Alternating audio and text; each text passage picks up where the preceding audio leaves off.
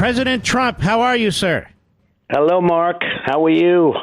Well, I'd rather be in Florida, I can tell you that, than Virginia. I know. The weather's beautiful in Florida. Always beautiful in Florida.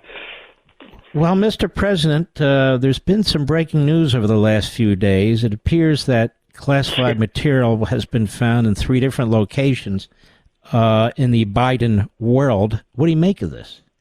Well, it's incredible, actually, with all the talking that they did. You know, we have a secure place at Mar-a-Lago. We were dealing very nicely with NARA, which is a radical left group, as you know. Does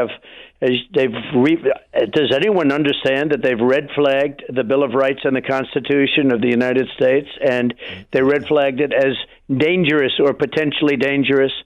And this is the people we're dealing with, but we were nevertheless dealing with them fine, as we're supposed to. If you look at all of the different legislation that's been passed over the years, I mean, we're supposed to be dealing with them and talking to them. We were doing that. All of a sudden, they raid Mar-a-Lago, and we had it secure. Look, Mar-a-Lago, you know Mar-a-Lago. It's a very secure place to start off with. But the Presidential Records Act, if you take a look at the Presidential Records Act, that's there to protect the president and also the country. And I fall under that. Plus, I have the right, as you know, to declassify documents, and the vice president doesn't have that right, has no rights to do that. He comes under the Federal Records Act. That's a very, very strict act, whereas the Presidential Records Act is very much different. And we were living up to that, and then all of a sudden we got raided, I guess for publicity reasons, but I don't think that publicity worked out very well for them.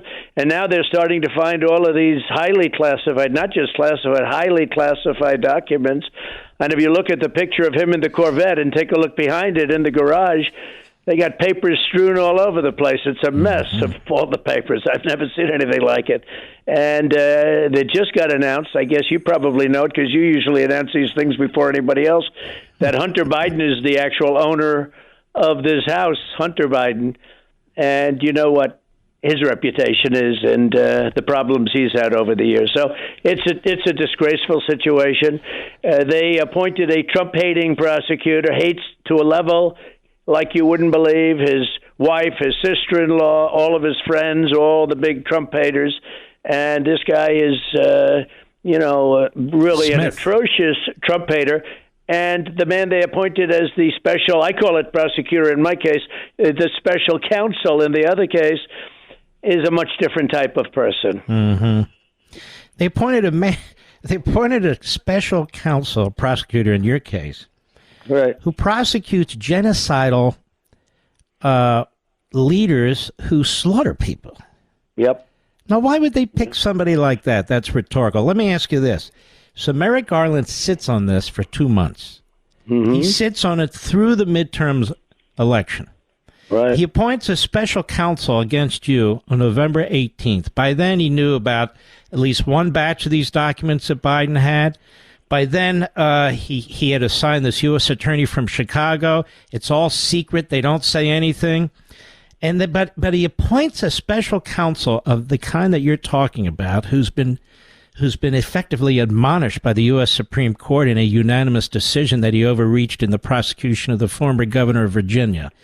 Right. He goes out of his way to appoint a man like that. You must be wondering, you had leak after leak and do about your situation, including lies like you had nuclear secrets. And in this case, they're able to keep it secret for 60 days. Doesn't that demonstrate the partisanship of all this? Well, it's terrible. It's a terrible situation. But I must say, 4 days ago when that was announced, the anchor at CNN, they were showing a clip of it, said, no, he's done it again. She's referring to me. And I haven't done anything again. These are all hoaxes, whether it was impeachment hoax number 1, number 2, the Mueller scam, the Mueller persecution, all of these different things and so much else that even people don't even know about. This has been a weaponization of the Justice Department and system like nobody's ever seen before. And the people get it. They understand it, and they see it, and they don't like it. But it all sort of changed 4 days ago, when Biden is admonishing me for documents that I'm allowed to have. As president, I'm allowed to have. When I flew into Florida, I landed before 11 o'clock. We were in Mar-a-Lago shortly thereafter. I was still president of the United States. I believe, until 12 o'clock. And I was in there. That's a big difference, too. And we were allowed to take this. Many presidents took things with them. Clinton took, and in fact, he won a case called the Sox case. And they were taking it out in socks. But Clinton took, and Nixon took. They actually paid Nixon, I think, $18 million for the things he took. He sued them, and they ended up paying. And I think that's really how the Presidential Records Act came about. But if you take a look at Bush, they all took.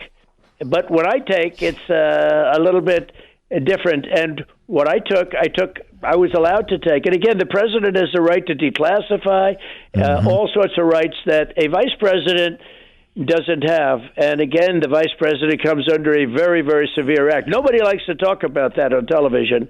But the Presidential Records Act is, I'm supposed to negotiate, I'm supposed to deal. I gave them a lot of stuff. I was ready to give them the stuff that they raided. You know, they come in, all of a sudden they raid. They said, oh, could you put an extra lock? And, you know, Mar-a-Lago is built like a fort. It is. You know, Mar-a-Lago was supposed to be, Marjorie Merriweather Pust, E.F. Hutton built it, the wealthiest people in the world at the time. And they built it, really as the Southern White House. It was gifted to Washington, and then Jimmy Carter turned it back because he thought it was too expensive for the United States to have that, if you can believe it. That was lucky for me. But Jimmy Carter, in one of his many great moves, turned it back. They gave it to him, and today it's a very valuable thing and it's magnificent. But it was actually built because of its security. It's got high walls all over. It was built because of the security. But on top of that, I have security, and on top of that, we have the Secret Service here. So we had a very well guarded situation. Whereas you look at where they're finding these documents in an office with no security, or in a garage with absolutely no security, in a house that wasn't even owned by him, that was owned by Hunter. And I think you're going to find a lot more, because in Delaware, I understand they have a tremendous stash of documents. And I'm sure when you look at that, you're going to find documents that you didn't even believe. And the biggest problem, Mark, is it's China. China gave $55 million to the University of Pennsylvania, where I went. I went to the Wharton School of Finance at Penn. And, I'm disappointed in them as a school. But China was paying, through that money, Biden got $1 million a year for a think tank, if you can believe it. So they paid Biden $1 million a year out of the money that China gave. Now, if China wants to see those documents, I'm sure they would say, come on, let me show you. The National Archives, when you raised Obama a couple months back and said, look, he took all these documents, which he did. Yes, he did. They jumped to his defense that that the furniture place that he put him in, that they secured it and so forth and so on. But Mr. President, these are Obama administration documents.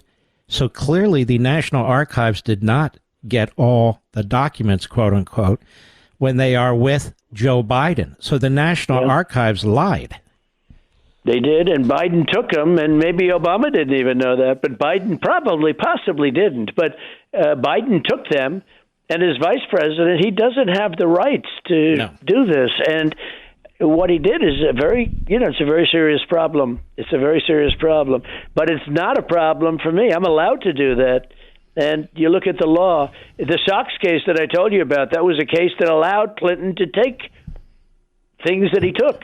He took things, and they ended up in litigation, and Clinton won, meaning he was allowed, it's a very famous case, the Sox case, and he was allowed to take things as president, and I am too, and they made such a big deal out of it, and then all of a sudden, out of nowhere, and he was acting so sanctimonious, by the way, to use an interesting term, but Biden, if you take a look at it, what he did, and then all of a sudden this stuff just starts coming out. And I have a feeling a lot more is going to come out over the next coming months in terms of him.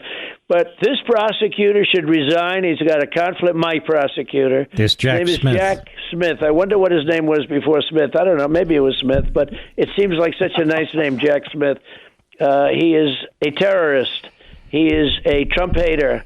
His best friends are Weissman and all of these characters. Lisa Monaco at the Justice Department, one of the top officials. Deputy Attorney General. This is a disgraceful situation. He should resign. His wife hates Trump. probably even beyond him, and his wife has a sister who openly hates it like a level that you can't even believe. And this is the man that's going to give me fair. But it's over, because 4 days ago when the Obama stuff came out, because these are probably mostly, I guess in all cases, they're Obama documents, unless he took from the previous administration, which I doubt. But when all of these documents started coming out and Biden had them, it really changed the complexion and the intensity that they were showing to me, because, what they did is, I don't say far worse. I did nothing wrong. What they did is not good. What they did is bad. Mm-hmm. What they did is, when your folks were negotiating with them, then they didn't hear for a few months, and then all of a sudden, these FBI SWAT team shows up. There had been no discussions whatsoever, and I don't see, and I could be wrong, we don't have all the facts, I don't see them subpoenaing Biden as they found document after document. I didn't see any SWAT team to try and get documents. You see they immediately criminalized your situation, and they and they handled Biden under administrative processes. But now that we have a special counsel, but you're right, these are two different people. There's no evidence that this guy who they appointed to go to investigate Biden comes in with any heavy-duty animus. But there is evidence that this guy, Jack Smith's family, is heavy-duty Obama, and his background really is unfit. He's a disciple of Obama's Attorney General, as you probably know. And they're best friends and all this, and they've been spending years trying to get me and Hillary Clinton, the whole group. This guy is a disciple, and they say he's tough. What's tough? What does tough mean? They say he's tough. We don't want tough. We want fair. Okay? They can be tough and fair, but he's not fair, and he's only out to do one thing. But this threw a wrench into the works. This really gummed it up, because what Obama did and maybe he was involved in, for all I know, he might have been involved. But what he did, Biden did with the Obama papers, or the papers of Obama Biden, is incredible. And it's really changed the equation. And I will say the Republicans are united like practically never before. That whole situation that went on for 4 or 5 days with 17 roll calls and all of the different things, it actually went to, and I know you were very much for Kevin getting it done, because, you understood that it would have been a disaster had we not got that done then, if we had to wait another 3 days before it started up again. I'm not sure what would have happened. Some bad things could have happened. But the Republican Party is, I'm watching them. They are really angry about this, and they're very united, very, very united. It's been, if we had done it typically on the first call, I think you'd have not near the unity that you have right now within the Republican Party. It's amazing, actually. I've got one last question, Mr. President, and that's this, on taxes. So they keep putting out words that you must have criminal activity, you're hiding in your taxes and so forth. Turns out your taxes were done in complete consistency with the Federal Internal Revenue Code. That's right. That you are worth billions of dollars, that you didn't write these laws. You complied with the law. They've gone over it. They have found nothing. And then they leaked them to the public. Right. Don't you think? My view is, well, we ought to do that to Nancy Pelosi, because the only way to stop these people is to do the same thing to them. And she was in charge of legislation coming down the pike. So wouldn't it be worth taking a look at that? That's my opinion. Well, it is, but it's a criminal act. You're not allowed to do that. What they did, is probably a Schiff or somebody. Schiff is so bad. But they leaked them, and that's a criminal act. You're not allowed to do that, and that's being looked into right now. But, I heard for years, about my taxes. So the firm that does my taxes is, I think, the biggest, but one of the biggest, and maybe the most respected firm in Washington, D.C. And they are a law firm.